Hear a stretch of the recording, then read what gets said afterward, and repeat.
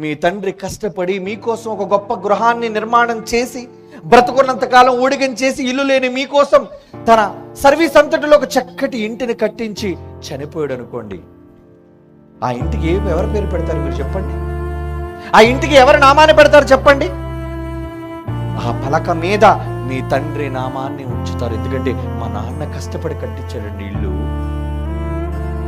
నీ పేరును పెట్టినా మీ నాన్న పేరు దాని మీద రాస్తావు. అది నీ తండ్రి మీద, జన్మనిచ్చిన తండ్రి మీద నీకున్న ప్రేమ. వెరీ గుడ్, మంచిది.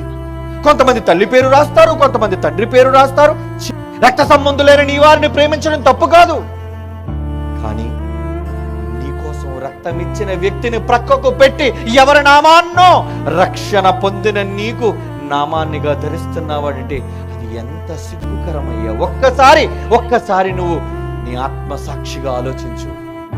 నీకోసం ప్రాణం ఇచ్చిన యేసు పేరు పెట్టమని చెప్పడం తప్పా? ఏమండి? తన స్వరక్తం ఇచ్చి సంపాదించిన తన సంఘం, నా సంఘం, ఎవరండి ప్రాణం పెట్టారు దానికోసం?